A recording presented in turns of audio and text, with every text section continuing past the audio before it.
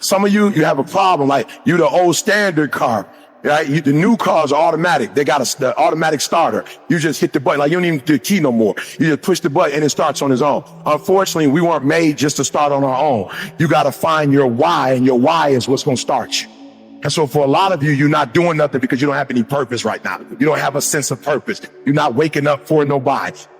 And I need you to get that engine. I need that drive, because you know what to do. You're the right person to do it, but you just can't seem to get out of bed. You can't seem to do what you're supposed to do. Every time you come up against a trial or a tribulation, you let it stop you. Like you don't have. The problem with most of you, you're a four-cylinder. And when you hit trials and tribulations, you can't make it up the hill. I want to help you as I leave, because people look at me and go, E, man, you passionate, you got going on. No, you listen to me very closely. The reason why you got to be the best in the world, because they treat you differently when you're not. The reason why you have to be your best version, because if you're not your best version, they treat you differently. When you're not your best version and you're not multiplying and having dominion, you got different kind of health care. Look, my wife, okay, so we go to the hospital. I know something wrong. We sit in the room and it takes 40 minutes for them to come in. So I'm like, okay, usually it takes a long time because they're trying to think of, like, how are we going to break the news? So they cut the lights off. You got a screen like this. They show her brain, the image of her brain, and they take the little laser boy and put it up on the, and when I look at it, you see like 7 little spots on her brain. So I ain't no doctor. I tell you, I got a GED. I ain't brilliant, but I ain't dumb. I know those spots ain't supposed to be. And so I'm talking to the doctor. They going roundabout. I'm like, look, man, just, what I'm saying? Just keep it watching. What is this? She's like, well, we don't know if it's cancerous, but we believe that it's MS, it's multiple sclerosis. And I was like, all right, what is that? You know what I'm saying? I don't know what that is. I'm like, what is it? Is she gonna die? That's the first thing. In real, like, you don't know. Like, that's the first thing. I'm like, is she gonna die? It was like, no, it's chronic. She's gonna live with it forever. I'm like, what? Well, see, it's here, but if it get on her spine, and she's not gonna be able to walk, she could possibly not see. Like, we going over all hookup. I'm like, all right, bet. We leave the hospital. My wife is looking at me in the hospital. My girl don't cry. The doctor asked her, like, yo, you straight? My wife, she don't move. The doctor's like, okay, good. Now, you're gonna have to take off work for about 3 or 4 months. We're gonna have to do some testing. And my girl a tear drop. The doctor was like, whoa, I just told you had MS, you didn't cry. I just told you have to take off work. You cried. You didn't have insurance? She's like, yeah, we got insurance. But my wife's job is like her identity. So we get home, we sit down and talk. I call Moni like she got MS, Moni. I know about MS because her best friend in college got it, and she in a wheelchair, one of her arms, she has lip slurred. So I'm like, all right, it's showtime. My wife ain't there yet, so let me find out what to do. I started doing all my homework. Homework says the only thing that they know causes is stress.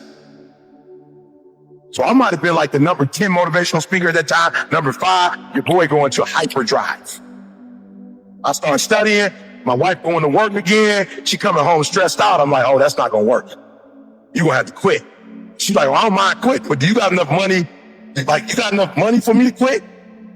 I'm like, you know I got enough money. She's like, no, I'm not talking about for the year or 2. I'm talking about for the next 30 years. I went from the number 10, number 5 to the number 1 motivational speaker in the world.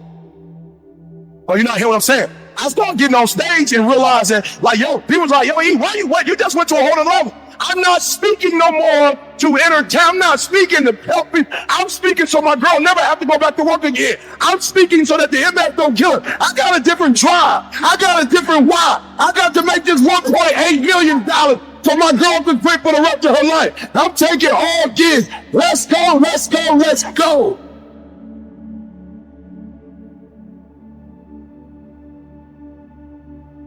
And the problem with some of you in this room, you don't have no drive.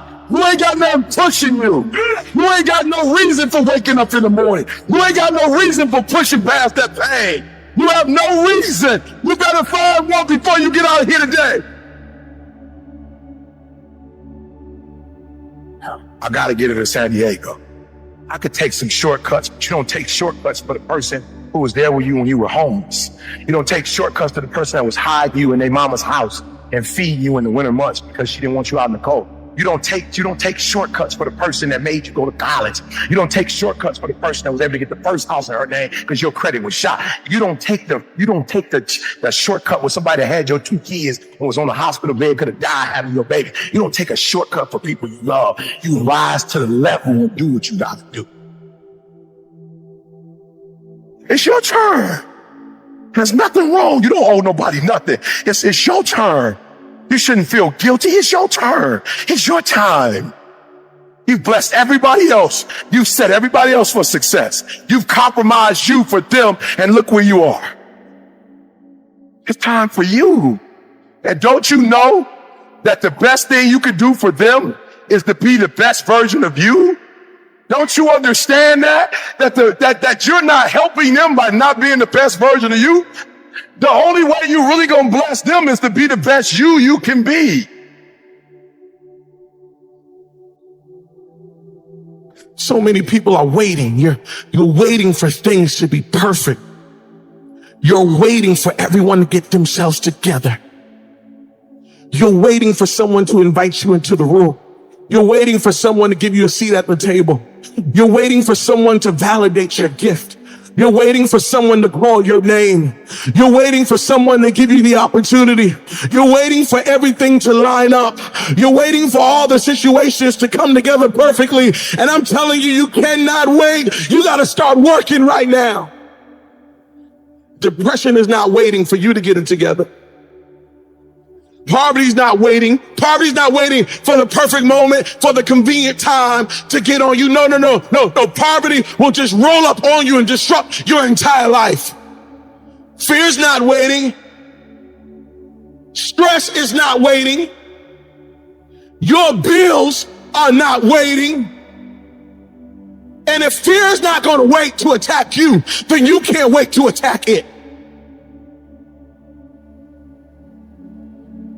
I want you to think about that loved one. I will not leave them to do it themselves. I will not leave them handicapped. I will not leave my wife in a wheelchair, not on my watch. She will not get in a wheelchair. She will not lose her sight on my watch.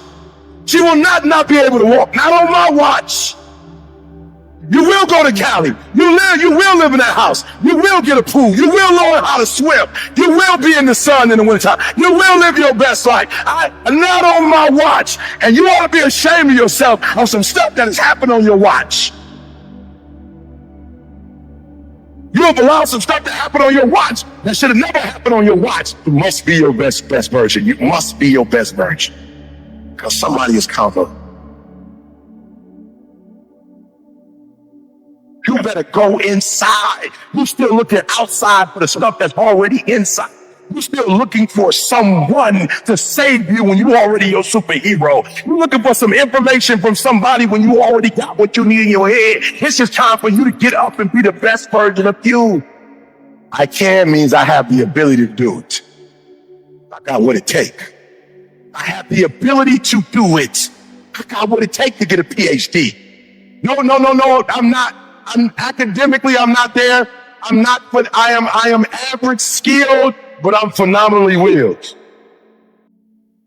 I got what it takes. I got average skill, but I got phenomenal. I can. I have the ability to do it. I will. Somebody count on me. I will. I have the willpower to make it happen. I must. My wife needs me. I must. My son needs me. I must. My daughter needs me. I didn't do what my father did and drop out. And then I dropped out. I didn't do what my grandfather did, drop out, and then I dropped out. I will make a way for my kids. Guess what? They don't even know what FAFSA is. They don't know what a loan is. Why? Because I put $200,000 aside cash for both of them to pay for them to go to school. I must. It's not an option. And the reason why some of you are not where you're supposed to be, you've given yourself an option. You've given yourself an out. You've given yourself an excuse. You've given yourself room not to do it. What up? It's your boy E.T. Line Assessment 2.0. Look, I love the assessment so much that it took me to a whole nother level. Like I'm telling y'all think I've always been here. I promise you, there was a time I was lost. I'm just being real. There was a time that I was just shooting. I didn't know what to aim for. Like, I didn't know. And so I wasn't making the money I'm making now. I didn't know, y'all. I had a gift. I didn't really know what the gift was. I didn't know how to use it. I remember struggles in my marriage because I didn't know who I was, struggled with my kid. So the flight assessment was phenomenal because it changed my life. It gave me a sense of clarity that I never had before. Like, it showed me my value, and it showed me like how to market my value, how to understand my value, how to sell my value, like how to put a price tag on what I was worth. I didn't know before. I was watching other videos, watching other people, mimicking other people, trying to do what other people were doing. It didn't work, y'all. And then boom, this assessment showed me me. Now I'm gonna be honest.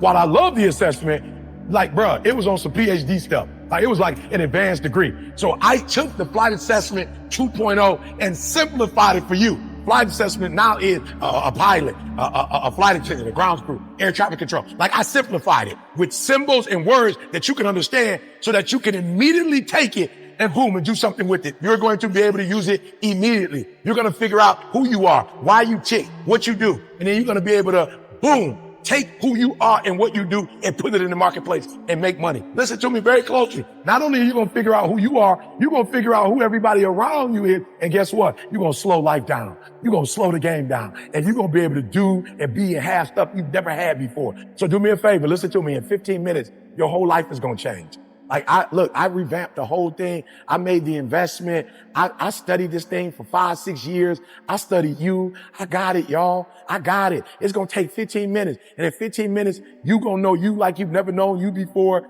You're going to have resources. You're going to have the people that's going to be able to help you. You're going to be able to go, be, do, have everything you've ever dreamed of. You're going to speak with clarity. You're going to move with clarity. You're going to think with clarity. You're going to write with clarity. And that clarity is going to open up doors that you never imagined that could be open. Are you hearing me? So I went from a YouTube sensation to the #1 motivational speaker in the world. So I want you to do me a favor. Act right now. Don't think, don't overthink, right? Make the investment. Don't spend no money. Make the investment. You're going to get your money back. Click the button, register, sign up, and do me a favor, bro. I promise you, when you do, after that 15 minutes, you are about to make the rest of your life the best in your life. It's your boy E.T. The flight assessment has revolutionized my life and my family's life and my family's coming life. Let it revolutionize you and your family to come. Be careful who your heroes are. I'm not mad. I'm just saying, be careful of the rapper who you blew up and made #1, but he ain't coming to your school. I'm just saying, the dude that you rapping, you know all his lyrics, but you don't know math and science.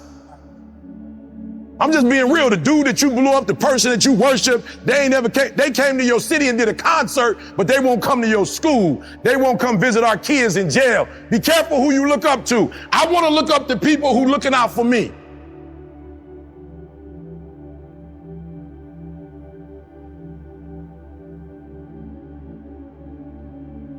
I want my hero to be somebody. If I needed to count on them, I can count on them like they can count on me. Be careful of the people that you worship and you idolize. Be careful of the people that you look up to who tearing down your community. Be careful. Be careful of the people who not taking you back to your history. Some of y'all kids don't even know. You don't even know our history. You don't even know the people who fought for you to be able to sit right here, right now. I'm just being real. Most of us sitting right here because of the people in the 50s and the 60s. Family Lou had a strong voice. People talk about me and how my passion, she was way passionate than I was. She was passionate when it wasn't okay to be passionate because of the color of your skin, and it definitely wasn't all right for a woman to talk like that. And she still was talking like that. Why? Because she was thinking about us. And we here now. We need leaders, y'all, and we gathered in us. We just got distracted with the toys.